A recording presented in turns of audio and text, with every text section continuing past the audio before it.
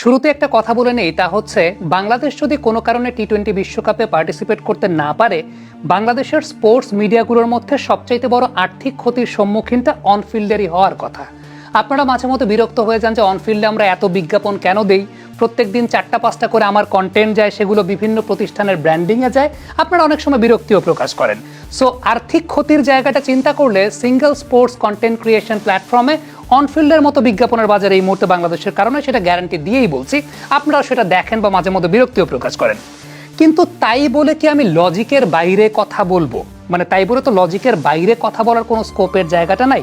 যেইটা লজিক্যাল সেই কথাটা আমাকে বলতে হবে, সেখানে আর্থিক ক্ষতি সেটা পরের বিষয়।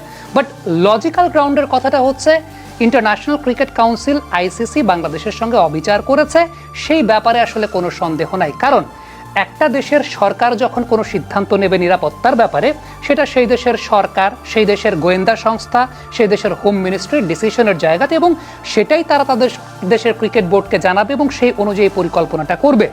এই জায়গাটায় আইসিসি বা ইন্টারন্যাশনাল ক্রিকেট কাউন্সিলের ক্ষুব্ধ হওয়ারও কোনো কিছু নাই, বা ইন্টারন্যাশনাল ক্রিকেট কাউন্সিলের না মেনে নেওয়ারও কোনো কিছু কিন্তু আসলে নাই। মহসিন নাকভি একটা কথা বলেছেন যে বাংলাদেশের সঙ্গে অবিচার করা হয়েছে এবং তারা এই মুহূর্তে পাকিস্তানের প্রধানমন্ত্রীর জন্য অপেক্ষা করছেন, যে পাকিস্তানের প্রধানমন্ত্রী দেশে আসলেই তারা তাদের অফিসিয়াল ডিক্লারেশনটা দেবেন যে তারাও টি-20 ওয়ার্ল্ড কাপটা এবছর বয়কট করতে যাচ্ছেন কিনা। অর্থাৎ পাকিস্তান এই জায়গাটা বাংলাদেশের সঙ্গে সহমত জ্ঞাপন করেছে। অনেকে এই জায়গাটা বলার চেষ্টা করছেন যে পাকিস্তান আসলে বাংলাদেশের বন্ধু না, পাকিস্তান ইন্ডিয়ার শত্রু। হতে পারে সেই কথাটা সঠিক, সেটা তো আর সত্য মিথ্যা তো আর আপনি আমি যাচাই করতে পারবো না। তবে এই মুহূর্তে একটা ডিপ্লোম্যাটিক পলিসির জায়গায় বাংলাদেশ পাকিস্তানকে সঙ্গে নিতে পেরেছে, এবং সেটা খুবই লজিক্যাল গ্রাউন্ডে। প্রথমত যে বিষয়টা লক্ষ্য করে দেখবেন সেটা হচ্ছে আইসিসি যে প্রেস রিলিজটা দেখিয়েছিল, আবারও বলছি, আইসিসি যে প্রেস রিলিজটা দেখিয়েছিল সেখানে তারা মেনশন করেছে যে বাংলাদেশ তাদের অবস্থানে অনড় ছিল একটা সিঙ্গেল আইসোলেটেড ঘটনার উপর বেস করে তাদের একজন ক্রিকেটারের একটা ফ্র্যাঞ্চাইজি লিগে পার্টিসিপেশনের ব্যাপার নিয়ে। সো ফ্যাক্টর জায়গা কি আসলেই সেইটা? হ্যাঁ, এই জায়গাটা আমি ধরে নিচ্ছি আমাদের একটা ডিপ্লোম্যাটিক ব্যর্থতার জায়গা আছে কিনা, যে আমরা ঠিকঠাক মতো উপস্থাপন করতে পেরেছি কিনা বিষয়টা। এটা যেমন আমাদের একটা ডিপ্লোম্যাটিক ব্যর্থতার জায়গা। ইভেন মোস্তাফিজকে যখন প্রথম নিষিদ্ধ করা হয়েছিল আইপিএল থেকে, আমরা তখন বিসিসিআইয়ের কাছে কোনো স্টেটমেন্টও জানতে চাই না। আমরা এই ডিপ্লোম্যাটিক জায়গাটাতে আমরা আসলে হেরে গেছি, বা আমরা আসলে পারি নাই, বা আমরা কাগজপত্রটা গুছাতে পারি না, বা সবাই মিলে হয়তো বা সমন্বিতভাবে এই জায়গাটা পিছিয়ে গেছেন। কিন্তু আপনি যদি আমাকে জিজ্ঞেস করেন, আমি তো বলবো যে এই পুরো ট্র্যাপটা মুস্তাফিজুর রহমানের ইস্যুটা আইপিএল এর 4 মাস আগে আনাটা, এটা একটা পরিকল্পিত গেমই ছিল, এবং সেই পরিকল্পিত গেমে বাংলাদেশ এই ফাঁদে পা দিতে বাধ্য হয়েছে বলবো না, এখানে পা দিতেই হতো। কিন্তু এন্টায়ারলি পুরো জিনিসটা আসলে একটা পরিকল্পিত অংশ ছিল। দেখেন, পুরো ঘটনাটাতে এখন পর্যন্ত বিসিসিআই কিংবা ইন্ডিয়ান গভর্নমেন্ট কোনো কথাই বলে নাই। তারা আইসিসির ওপর দিয়ে খেলাটা খেলার চেষ্টা করছে। মানে আইসিসির ঘাড়ে বন্দুক রেখে কিভাবে, যে তারা একটা ভোটিং সিস্টেমের কথা আনলো, যেখানে আইসিসির সকল বোর্ড মেম্বাররা ভোট টোট দিল, সেখানে বাংলাদেশ হেরে গেল। ডেফিনেটলি যে কোনো কর্পোরেট অর্গানাইজেশনে যখন এরকম ডিরেক্টোরিয়ালস প্যানেলে ভোটাভুটি হয়, তখন কোনো ইথিক্স আসলে কাজ করে না। নর্মাল ইথিক্স অনুযায়ী বাংলাদেশের পার্টিসিপেশন রাইট কেউই আসলে খর্ব করতে পারে না। কিন্তু তারা এই ভোটিং এর জায়গাটা এনে তারা আইসিসির উপর দিয়ে একটা সিস্টেম করে দিল যে ওকে, সব মেম্বাররা তো এরকম ব্যাপারটা এরকম বলেছে, সো এখানে আমাদের আর কোনো কিছু করার নাই, সো বাংলাদেশের এই মুহূর্তে পার্টিসিপেটিং রাইটটা থাকলো না। কিন্তু দেখেন, এন্টায়ার ঘটনায় যেই দেশে আসলে ওয়ার্ল্ড কাপ খেলতে যাওয়া নিয়ে কথা, যেই দেশের সিকিউরিটি কনসার্ন নিয়ে কথা, সেই দেশের থেকে একটা স্টেটমেন্টও এখন পর্যন্ত আসে নাই। আমরা ডিপ্লোম্যাটিক্যালি হারছি কোন জায়গাটায়? আমরা ডিপ্লোম্যাটিক্যালি হেরে গেছি যখনই মোস্তাফিজের ইস্যুটা আসলো, আমরা আসলে সরাসরি ওদের কাছে কিছু জানতে চাই নাই। এই জায়গাটাতে আমরা ডিপ্লোম্যাটিক্যালি হেরে গেছি। এনিওয়েজ, তারপরও বলবো এই এন্টায়ার জায়গাটা আসলে একটা ট্র্যাপ সেট করা, আগে থেকে সেট করা। কিভাবে সেট করা? দেখেন, মোস্তাফিজের এই ইস্যুটা কবে আসলো? আমি যদি ভুল না করে থাকি জানুয়ারির 2, 3, 4 এরকম একটা ডেটে। আমরা যদি আইসিসির যিনি নিরাপত্তা অ্যাডভাইজার আছেন, সেই নিরাপত্তা অ্যাডভাইজারের মেইলটা দেখি বাংলাদেশ ক্রিকেট বোর্ডের যিনি নিরাপত্তা উপদেষ্টা আছেন তার কাছে, সেইখানে কিন্তু উল্লেখ ছিল একটা অ্যাসেসমেন্ট আইসিসি করেছে, সেটা ডিসেম্বর মাসেই তারা একটা অ্যাসেসমেন্ট করেছে যে বাংলাদেশের এই টুর্নামেন্টে পার্টিসিপেশনটা মডারেট টু হাই রিস্কের মধ্যে আছে। আবারও চিন্তা করেন, বাংলাদেশে এই টুর্নামেন্টে পার্টিসিপেটটা মডারেট টু হাই রিস্কের মধ্যে আছে। বাংলাদেশের দর্শকদের ব্যাপারে মেনশন করা ছিল যে দর্শকরা যদি জার্সি পরে ঘোরাঘুরি করেন রিস্কের জায়গা আছে। রিস্ক মডারেট হোক, লো হোক, হাই হোক, রিস্ক মানে রিস্ক। আবার সেই চিঠিতে বাংলাদেশের নির্বাচন নিয়েও কথা উল্লেখ ছিল। চিন্তা করেন, আইসিসির অ্যাসেসমেন্টে এটা ডিসেম্বর মাসে, নির্বাচন যত ঘনিয়ে আসবে তত বেশি এই বিষয়গুলো ঘটবে, এটা উল্লেখ আছে। এখন চিন্তা করেন, এটা ডিসেম্বর মাসের লেটার, ডিসেম্বর মাসে অ্যাসেসমেন্ট হয়েছে, লেটার পরে পাঠিয়েছে, ডিসেম্বর মাসে অ্যাসেসমেন্ট হয়েছে, কিন্তু মোস্তাফিজকে তারা নিষিদ্ধ করেছে জানুয়ারির 2, 3 বা 4 তারিখে।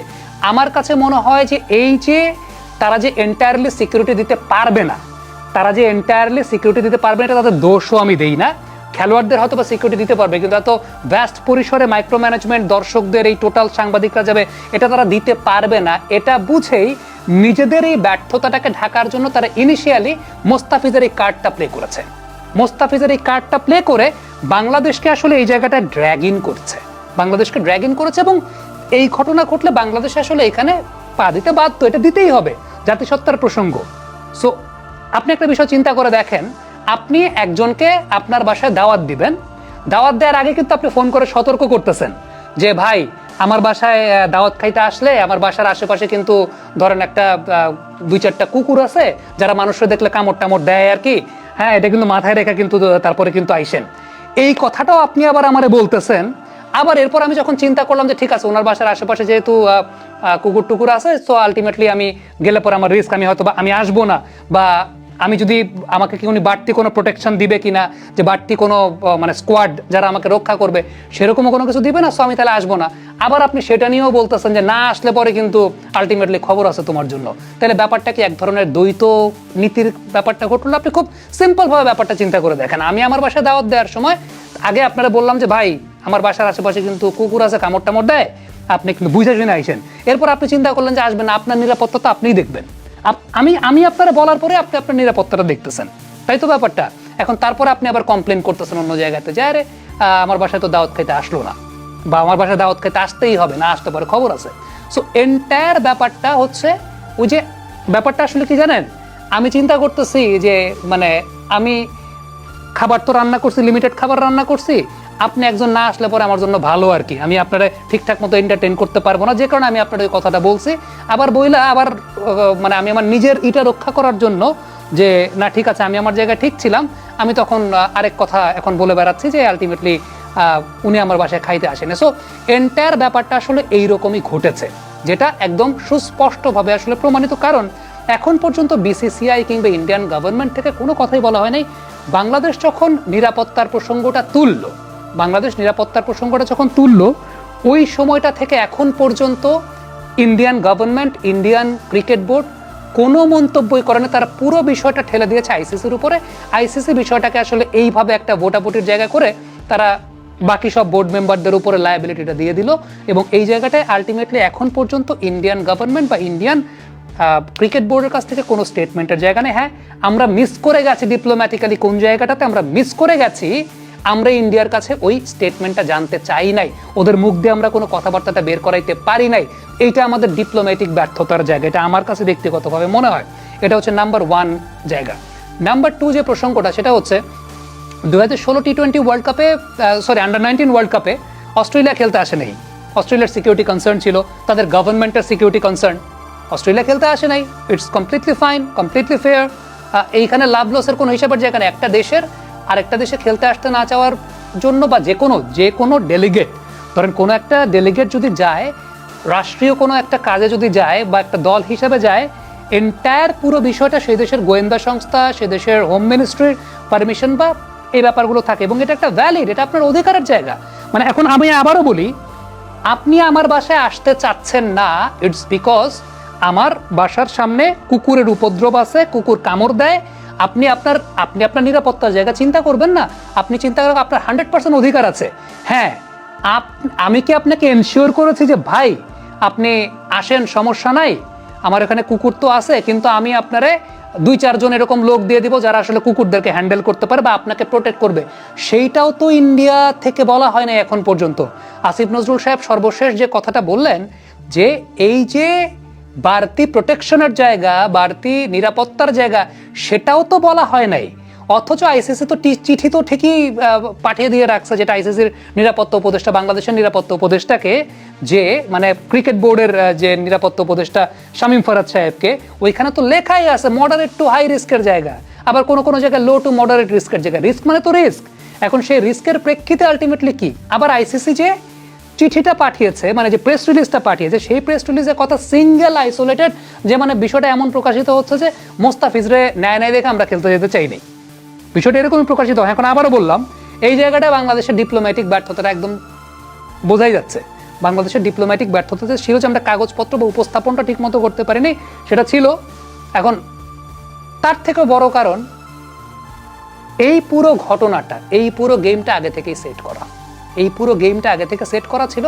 বাংলাদেশ, আমরা ডিপ্লোম্যাটিক ব্যর্থতার জায়গা যেটা আমি বলছি, ওই ডিপ্লোম্যাটিক ব্যর্থতাটা করে তাদেরকে আরো আপার হ্যান্ডের সুযোগটা দিয়ে দিচ্ছি। তবে এই ঘটনা ঘটতই, এই ঘটনা তারা ঘটাইতে চাইতোই, কিন্তু আমার কাছে মনে হয়েছে আমরা যখন আর্গুমেন্টটাতে গেছি, আমাদের আরো প্রিপারেশন নেওয়াটা উচিত ছিল, কাগজপত্রটা আরো সুন্দর করে ডিজাইন করাটা উচিত ছিল, কাগজপত্রটা সুন্দর করে গোছানো উচিত ছিল। আমি কেন দায়িত্ব নিয়ে কথাটা বলছি জানেন? 10 দিন ক্রিকেট বোর্ডে ছিলাম, তো এই কাগজপত্র গোছানোর জায়গাটাতে আমাদের ক্রিকেট বোর্ডের আসলে আলটিমেটলি কি অবস্থা সেটা আমি খুব ভালো মতো জানি। যে এই কাগজপত্র কতটুকু তারা সুন্দর করে গুছিয়ে উপস্থাপন করতে পারেন বা কতটুকু গুছিয়ে সুন্দরভাবে উপস্থাপন করতে পারবেন, এটা আমার চাইতে বেটার কেউ জানে না এই মুহূর্তে বাংলাদেশে। কারণ 10-11 দিন আমি ওই জায়গাটা ছিলাম, তো I know it very well. যাই হোক, সেটা অন্য প্রসঙ্গ, কিন্তু মূল প্রসঙ্গটা হচ্ছে এই ট্র্যাপটা আগে থেকেই সেট করা। এই ট্র্যাপটা আগে থেকে সেট করা ছিল। আমাদের ডিপ্লোম্যাটিক ব্যর্থতার জায়গাটা আছে, কিন্তু আপনি যদি এন্টায়ার পুরো বিষয়টা চিন্তা করেন, আইসিসির তরফ থেকে, ইন্ডিয়ান ক্রিকেট বোর্ডের তরফ থেকে, তারা আমাদের এমনিও সিকিউরিটি দিতে পারতো না, তারা এমনিও সিকিউরিটি দিতে পারতো না। এবং যে কারণে তাদের নিজেদের ব্যর্থতা ঢাকার জন্য তারা আলটিমেটলি এই এন্টায়ার প্লটটা তৈরি করেছে। This is the entire thing. এখন দিন শেষে তারপরও যারা মনে করবেন বা তারপরও যারা মনে করেন যে এরপরও বাংলাদেশের মানে আপোষ করে ইন্ডিয়াতে খেলতে যাওয়া উচিত ছিল, ইন্ডিয়াতে খেলতে যাওয়া উচিত ছিলেন, কোত্থেকে বলেন আমি আসলে জানি না। আমি লজিকের জায়গা থেকে, আমার কোনো রাষ্ট্রের প্রতি, কোনো দেশের প্রতি অন্ধভাবে মানে বিদ্বেষের জায়গা নাই আমার মধ্যে, বা আমি সেটা কখনো পোষণও করি না। সেটা ইন্ডিয়া হোক, সেটা পাকিস্তান হোক, সেটা যেই হোক, আমার কারোর প্রতি বিদ্বেষের জায়গাটা নাই। কিন্তু আমি লজিকের গ্রাউন্ড থেকে কথা বলতেছি। মানে এইরকম এন্টায়ার বিষয়ের পর যখন আপনাকে মানে দিনে দুপুরে আপনার সামনে পুকুর চুরি করতেছে, আমি তারপর আবার মানে কেমনে বলি, মানে এটা ইম্পসিবল ভাই। এটা আপনার যার যত লস হোক না কেন, যে হোক না কেন, you have to fight till the end. দিন শেষে আপনাকে লড়াই তো করে যেতে হবে। এটাকে ডিপ্লোম্যাটিক লড়াই বলে। ডিপ্লোম্যাটিক লড়াই করে যেতে হবে এবং সেটা করতে হবে। বাংলাদেশ ক্রিকেট বোর্ড সেটা করছে। প্রিপারেশনের অনেক ঘাটতি আছে, তারপরও করছে। এই ফিলোসফির জন্য বাংলাদেশ ক্রিকেট বোর্ডকে স্যালুট জানানো উচিত এবং আমাদের বলা উচিত যে we should be proud of ourselves. আমাদের বলা উচিত we should be proud of ourselves for the philosophy. হ্যাঁ, ডিপ্লোম্যাটিক জায়গায়, কাগজপত্র গোছানোর জায়গায়, ঠিকঠাক মতো আর্গুমেন্ট করার জায়গায় আমার কাছে এটা মনে হয় যে আমরা শক্তিমত্তা কম আছে, আমরা ঠিকঠাক মতো গুছাইতে পারি না, ঠিকঠাক মতো প্রিপেয়ার্ড হইতে পারি নাই। But we should be proud of ourselves because of our philosophy, যে আমরা we are not giving it up. Comment বক্সে আপনাদের মন্তব্য, মতামত জানতে চাই।